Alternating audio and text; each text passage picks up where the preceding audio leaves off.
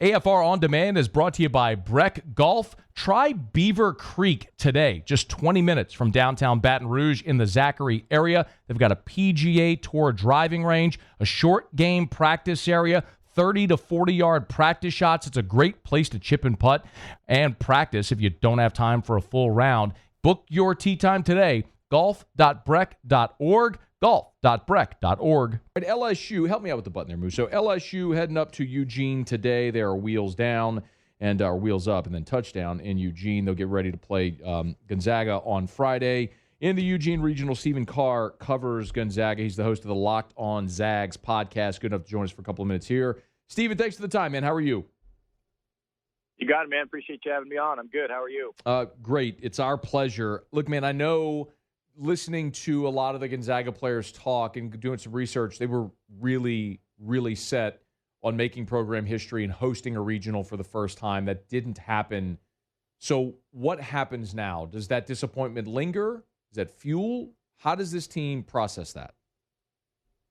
Well, I think it's going to fuel them mostly because they had, like you said, they had the chance to host a regional, and it was in their hands.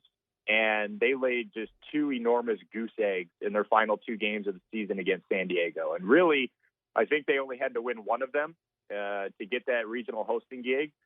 But they lost 10-0 and 10-2, and they got one hit in one of those games. So I think it's going to fuel them to say, hey, look, this is not who we are, those final two games. It's what we did in the first 45 or so, and that's the team that we're gonna be. And hopefully that's the team that shows up on Friday night against LSU. Stephen, what is the makeup of this Gonzaga team, if you had to describe them? Two aces on their pitching staff when Gabriel Hughes is healthy, and a lineup 1 through 9 that does not have much power, but they've got 9 guys who are going to work you and grind out at bats time after time after time. There's no easy out in this lineup 1 through 9. And if you look at their batting averages, pretty much everybody's hitting above 250, a lot of 270s, 290s, a couple over 300. So they're not going to beat you with, guys who have double-digit home runs. Like LSU's got 3 guys in the middle of their order that have all double-digit homers. Gonzaga's got nobody that has more than 6 homers. But they're going to hit doubles. They're going to play small. They're going to get singles, a lot of hard hits, a lot of 7, 8, 9 pitch at-bats. They'll work walks. So they're just a grind-it-out, 30-minute inning type of team on offense. And then they've got their 2 aces and Alec Jacob, who's pitching Friday. And then if Gabriel Hughes is back healthy and pitching Saturday, they're 2 of the best pitchers on the West Coast. So if I'm not mistaken, you correct me if I'm wrong, my understanding was that that Gabriel Hughes was not going to be available for the regional. Has that changed? Unless you have something that I haven't seen, their plan was for him to come back this weekend. To be honest, I haven't been on the internet much today, so something could have come out.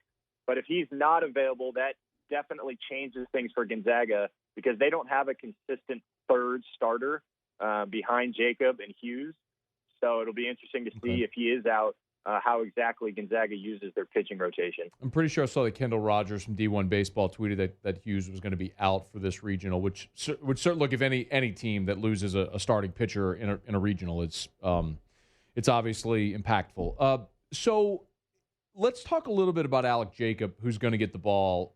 What I know about him is he's a kid from Spokane, and then talking to Paul Maneri and several scouts, the arm isn't going to wow you, but he's massively effective. From your standpoint, why is he able to be so effective?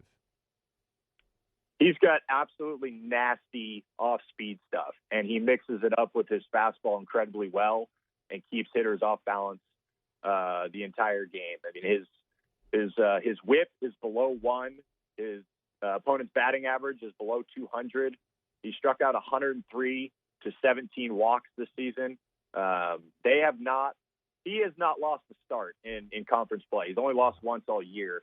And all 7, I believe, conference starts that he had, all 7 of them were quality starts, 6+ innings, 3 or fewer runs. And then he had a no-hitter against Pepperdine. I mean, his stuff is filthy. He's not going to overpower you with his fastball, but his off-speed stuff is keep batters off balance the entire game. What about the bullpen? Great question. It's got it's really got two reliable arms. Actually, I'd say three. Michael Spellacy, Tristan Vreeling, and Jesse Brody, or Brody Jesse, are the three guys. But all three of them have kind of faltered a little bit down the stretch of the season. So it's going to be interesting to see who gets kind of the primary nod. I think it's going to be Tristan Vreeling. I think he's been the most consistent the last month and a half. Brody Jesse, I think, has the most electric arm. So if you're looking for somebody to kind of overpower hitters after Alex Jacob is throwing a lot of off-speed stuff, Brody Jesse is that guy that's going to come in and throw high 90s. It's a little bit of a different look. But those are the three names to watch: Michael Spellacy, Tristan Vreeling, and Brody Jesse. A couple more minutes here with Stephen Carr, Locked on Zags podcast. He covers Gonzaga, LSU heading up to the Eugene Regional, take on Gonzaga Friday night. So if there is a realistic best-case scenario Friday for Gonzaga, how does that game play out? Obviously, the best case would be go throw another no-hitter, but realistic best-case scenario, how does that play out on Friday? Well, number one is a win, and I think they'll take a win any way they can get it. But I think saving their bullpen arms as much as possible. So if Alex Jacob can pitch 7 or 8 innings and they only have to use one guy out of the bullpen, I think that would be huge, so they can save as many arms as they can for that second game. Because if Gabriel Hughes is out, then they're pretty much going to have to start. I mean, I imagine they're going to start William Kempner, possibly Alec Gomez, but neither of those guys have consistently pitched more than 5 or 6 innings, so they're going to need as many ready arms as possible in that second game. So the most ideal situation for Gonzaga would be Alex Jacob pitching 7 or 8 innings, and then either Vreeling or Jesse coming in, pitching those final inning or two, and then having everybody pretty much ready to go in game 2 of the regional. Yeah, and look, I am, by the way, looking at this tweet right here. This is from Brenna Green, who cited Coach Macdoff, said Gabe Hughes suffered a setback, will not be able to return for postseason play. So they will be without their number 2 starter for this regional. So knowing that, do you think it's possible for Gonzaga to win this regional without having Gabriel Hughes? It is a much harder task. I will put it that way. I wouldn't say it's impossible, but I would say going up against, I think they would have to play Central Connecticut to feel pretty good in that second game. If they're going up against Oregon and the bats that Oregon has, I mean, they faced Oregon about 3-4 weeks ago, and they went up 3-0 in that game, and then Oregon put up a 10 spot in like 3 innings. So they've seen firsthand what those Oregon bats can do. They're a very dangerous lineup, and they'd be much better set if they had their second starter, a guy who the coaching staff thinks is going to be somewhere between a 4th and a 6th round pick here down the road. Without him, they're going to need pretty much the best start of the career of either William Kempner or Alec Gomez and some good effort from the bullpen. So I'm not going to put it out of the realm of possibilities, but their chances have certainly lessened. What can you tell us about Oregon? Because, I mean, look, candidly, people around here love their college baseball, but most of it's regional. When LSU starts playing teams from the West Coast to the Pacific Northwest, it's just a little unfamiliar. So what can you tell us about Oregon?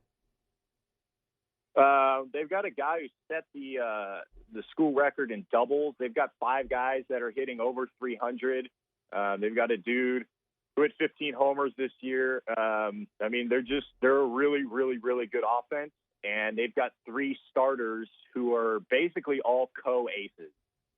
They've started basically every Friday, Saturday, Sunday all year, and all of them have ERAs either below 3 or right above 3.